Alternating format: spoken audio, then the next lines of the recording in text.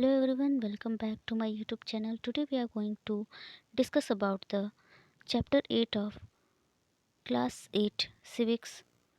The name of the chapter is Confronting Marginalization. In the previous videos I have explained uh, about the confronting marginalization and the invoking fundamental rights, and now in this video I am going to explain you about the laws for the marginalized. So let's see the video carefully. As you have read, the government makes law to protect its citizens, yet this is not the only way in which it takes action. It means कि जैसा कि आपने पढ़ा कि government जो है वो laws बनाती है इस इन जो छोटे क्लास के लोग होते हैं, जो बैकवर्ड क्लास के लोग होते हैं, उनको प्रोटेक्ट करने के लिए। और ये this is not the only way in which it takes action, और यही एक तरीका नहीं होता है कि गवर्नमेंट वो एक्शन लेती है। There are specific laws and policies for the marginalised in our country. हमारे देश में बहुत सारे लॉज और पॉलिसीज़ बनाए गए हैं जो कि मार्जिनलाइज्ड ग्रुप को प्रोटेक्ट कर सकें। देर आर पॉलिसीज़ और schemes that emerge through other means like setting up a committee और बाय अंडरटेकिंग अ सर्वे। तो गवर्नमेंट जो है बहुत सारी पॉलिसीज़ और स्कीम बनाती है जिससे कि वो क्या करे, इन मार्जिनलाइज्ड ग्रुप को प्रोटेक्ट कर सके। और ये जो है ये इसको करने के लिए गवर्नमेंट या तो कोई कमिटी बनाती है या फिर वो कोई सर्वे करती है। By government then makes an effort to promote such policies in order to give opportunities to specific groups. और गवर्नमेंट जो है अपना उसका एक प्रयास रहता है कि वो इस तरह की पॉलिसीज़ बनाए जिससे कि वो इन स्पेसिफिक ग्रुप्स को कुछ अपॉर्चुनिटीज़ दे सके, अवसर प्रदान कर सके। Promoting social justice. Social justice means होता है सामाजिक न्याय। तो सामाजिक न्याय को गवर्नमेंट किस तरह से प्रमोट करती है, किस तरह से प्रोत्साहन देती है, इसके बारे में हम आगे पढ़ेंगे। As part of their effort to implement the constitution, both state and central governments create specific schemes for implementation in tribal areas or in areas that have a high Dalit population। तो government जो है अपने इस प्रयास को पूरा करने के लिए संविधान का सहारा लेती है, और संविधान में जो स्टेट गवर्नमेंट है और जो सेंट्रल गवर्नमेंट है वो कुछ स्पेसिफिक कुछ मुख्य योजनाएं बनाती है जिसको वो ट्राइबल एरियाज़ में, इसकी आदिवासी जनजातियों के एरियाज़ में इम्प्लीमेंट कर सके, लागू कर सके। That have a high Dalit population, जहाँ पे दलित की जो जनसंख्या है वो ज़्यादा होती है।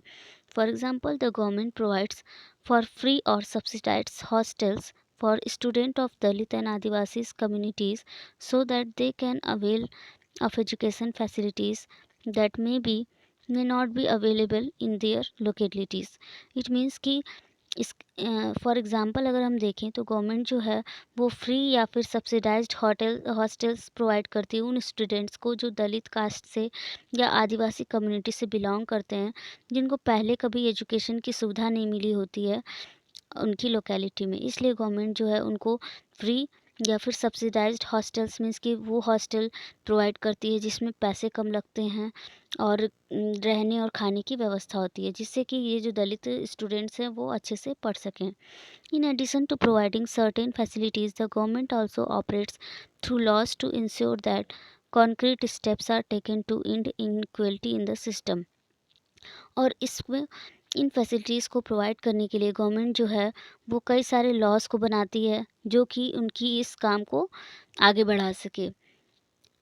वन सच लॉ और policy is the reservation policy that today is both significant and highly contentious. तो उसमें एक पॉलिसी या लॉ जो है वो ये है कि गवर्नमेंट ने आज एक पॉलिसी चलाई है जिसको हम रिजर्वेशन पॉलिसी के नाम से जानते हैं, जो बहुत ही सिग्निफिकेंट है और हमारी सोसाइटी में एक कह सकते हैं प्रचलित मुद्दा बना हुआ है जिस पे सभी लोग बातें करते हैं। रिजर्वेशन पॉलिसी अब क्या होती है इसके बारे में हम आगे पढ़ेंगे। रिजर्वेशन मीन्स होता है आरक्षण, और लॉ और पॉलिसी में एक ही अंतर है। लॉ जो होता है वो कानून होता है, पॉलिसी जो होता है उसको काम करने का तरीका होता है। The law which reserve seats in education and government employment for Dalits and Adivasis are based on an important argument that in a society like ours, where for centuries sections of the population have been denied opportunities to learn and to work in order to develop new skills or vocations, A democratic government needs to step in and assist these sections. It means कि जो law government reserve करती है, it means कि आपने देखा होगा कि education sector में, या फिर कह सकते हैं कि जो गवर्नमेंट जो भी एम्प्लॉयमेंट देती है, जो रोज़गार देती है, तो उसमें क्या करती है गवर्नमेंट? आरक्षण निकालती है, जिसमें कि जो दलित और आदिवासी कम्युनिटी के लोग होते हैं उनको कुछ आरक्षण दिया जाता है। और ये एक इम्पॉर्टेंट आर्गूमेंट है हमारी सोसाइटी का। आज सभी लोग जो है इस पे बहस का मुद्दा बना हुआ है। सब लोग इस पे बातें कर रहे होते हैं कि गवर्नमेंट जो है वो छोटे जाति के लोगों को ज़्यादा आरक्षण दे रही है, जैसे कि एससी और एसटी और ओबीसी, और बाकी जनरल वालों को नहीं। तो ये आर्गूमेंट जो है वो हमारी सोसाइटी में चलता रहता है। For centuries sections of population have been denied opportunities to learn. तो गवर्नमेंट ऐसा इसलिए करती है ताकि वो पॉपुलेशन, वो जनसंख्या जो वर्षों से, कई सेंचुरीज से, जिनको पढ़ने की, कुछ भी नया सीखने की अपॉर्चुनिटीज़ नहीं मिली हैं, उनको अगर ये अपॉर्चुनिटीज़ नहीं दी जाएगी तो वो पहले की तरह पिछड़े ही रह जाएंगे, और जो लोग आगे बढ़े हैं वो आगे ही बढ़ते रह जाएंगे। तो इसलिए हमारे डेमोक्रेटिक गवर्नमेंट में, हमारी जो लोकतांत्रिक सरकार है, वो चाहती है कि सब लोग एक समान आगे बढ़े, इसलिए वो आरक्षण देती है। How does the reservation policy work? अब ये क्वेश्चन है कि रिजर्वेशन पॉलिसी जो है वो कैसे काम करती है। Governments across India have their own list of scheduled caste or Dalits, scheduled tribes and the most backward caste. तो गवर्नमेंट जो है वो एक लिस्ट निकालती है जिसमें कि पूरी इंडिया में कितने शेड्यूल कास्ट हैं, मीन्स कि कितने दलित हैं, कितने शेड्यूल ट्राइब्स हैं, कितने मतलब अनुसूचित जाति और अनुसूचित जनजाति, और कितने बैकवर्ड क्लास के लोग हैं, उनकी एक लिस्ट निकालती है। The central government too has its list. और ये लिस्ट जो होती है वो सेंट्रल गवर्नमेंट के पास भी होती है, केंद्र सरकार के पास। Students applying to educational institutions and those applying for the post in government are expected to furnish proof of their caste or tribe status in the form of caste and tribe certificates. आप सबको पता होगा कि हम जब कभी भी किसी इंस्टीट्यूशन का फॉर्म भरते हैं या किसी एग्ज़ाम, कॉम्पिटिटिव एग्ज़ाम्स की तैयारी करते हैं, तो उसके लिए जब फॉर्म फिलअप करते हैं, या कोई कह सकते हैं जॉब के लिए हम फॉर्म फिलअप करते हैं, तो हमें वहाँ पे एक कास्ट सर्टिफिकेट लगाना होता है, जो कि गवर्नमेंट की बाई गवर्नमेंट के थ्रू अप्रूव्ड किया जाता है। और उसमें जो होता है हमारी कास्ट, जो गवर्नमेंट होती है उसको मतलब कंफर्म करती है कि इस कास्ट से हम बिलोंग करते हैं। Many government and educational institution also ask for candidates to mention their caste and tribe status। कई सारे गवर्नमेंट स्कूलों में और एजुकेशनल इंस्टीट्यूशंस में जब कैंडिडेट्स वहाँ पे एडमिशन लेने जाते हैं तो उन्हें अपना कास्ट या उनका जो ट्राइब स्टेटस है, मतलब किस जाति से वो बिलोंग करते हैं, उसको मेंशन करना होता है। इवन स्कॉलरशिप के फॉर्म में भी इसे मेंशन करना होता है। If a particular Dalit caste or a certain tribe is on the government list, then a candidate from that caste or tribe can avail of the benefit of the reservation. अगर कोई दलित cast का या कोई उस certain tribe का या certain जनजाति का कोई होता है गवर्नमेंट की लिस्ट में, तो उस कैंडिडेट को रिजर्वेशन के तौर पर बहुत सारी सुविधाएं दी जाती हैं। बहुत सारे रिजर्वेशन के नाम पर बहुत सारी चीज़ें या सुविधाएं प्रोवाइड की जाती हैं। For admission to college, especially to institutes of professional education such as medical college, governments define a set of cut off marks. कई सारे कॉलेजेस में, जैसे कि गवर्नमेंट कॉलेजेस हुए और कई सारे प्रोफेशनल इंस्टीट्यूशंस हुए, जहाँ पे जो एग्ज़ाम का कह सकते हैं कट ऑफ आता है, मीन्स की जो मेरिट आती है, उसमें भी ये जो आदिवासीज़ और शेड्यूल्ड कास्ट और शेड्यूल्ड ट्राइब से बिलोंग करने वाले लोग होते हैं, उनके लिए मेरिट लिस्ट में जो कट ऑफ मार्क्स होता है, पास करने का जो रैंक होता है, वो कम रखा जाता है, जिससे कि वो लोग आगे बढ़ सके, क्योंकि उनको पहले से ही एजुकेशन नहीं मिला होता और बड़े मुश्किल से वो यहाँ तक पहुँचे हुए होते हैं। तो इसलिए गवर्नमेंट उनको आगे भी अवसर देने के लिए, अपॉर्चुनिटीज़ देने के लिए कट ऑफ मार्क्स को कम कर देती है, उनके लिए रिजर्वेशन रख देती है। This means that not all Dalit and tribal candidates can qualify for admission, but only those who have done reasonably well secured marks above the cut off point.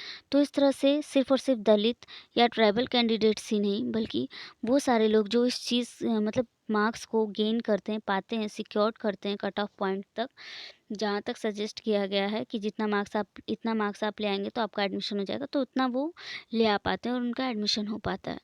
Government also offer special scholarships for this students. Government जो है वो गरीब बच्चों को, Dalits को, specially जो schedule caste और schedule tribe के कैंडिडेट्स होते हैं उनको स्कॉलरशिप भी प्रोवाइड करती है। In case in your class 9th political science textbook you will read more on reservations for the backward classes। Class 9th के पॉलिटिकल साइंस की बुक में आप आगे इस रिजर्वेशन और उससे बैकवर्ड रिलेटेड क्लास से आगे भी इस चैप्टर में क्लास 9th की बुक में पढ़ेंगे। यहाँ एक स्टोरी दी हुई है कबीर की। कबीर का नाम आप सबने अपनी हिंदी की बुक में सुना होगा और कबीर के दोहे भी आपने पढ़े होंगे। Kabir you may have read Kabir's poem in your language textbook, मतलब कि हिंदी की बुक में, लैंग्वेज बुक में आपने कबीर की स्टोरी पढ़ी होगी। कबीर जो थे वो 15th सेंचुरी के एक पोइट थे और ये बुनकर थे, वीवर थे एक, हु ऑल्सो बिलोंग टू भक्ति ट्रेडिशन, जो कि एक भक्ति ट्रेडिशन से बिलोंग करते थे। मीन्स की भक्ति इनके अंदर कूट कूट कर भरी थी। Kabir's poetry spoke about his love for supreme being free of ritual and priest, मतलब कि कबीर की जो पोइट्री थी वो मतलब ईश्वर के प्रति उनके अगाध प्रेम, मतलब कह सकते हैं गहरे प्रेम को बताती है और वो समाज के रीति रिवाजों को नहीं मानते थे। It also expresses his sharp and pointed criticism of those he saw as powerful, और वो समाज के उन लोगों की आलोचना भी करते थे जो लोग मूर्ति पूजा करते थे, जो लोग पंडित और बाकी सारी चीज़ों में बिलीव करते थे। Kabir attack those who attempted to define individuals on the basis of their religious and caste. Kabir जो है वो इस चीज़ के खिलाफ थे, रिलीजन और कास्ट के बेसिस पे जो आइडेंटिटी लोगों की पहचानी जाती थी कि ये इस कास्ट का है, ये धर्म का है, तो कबीर इसको भी नहीं मानते थे।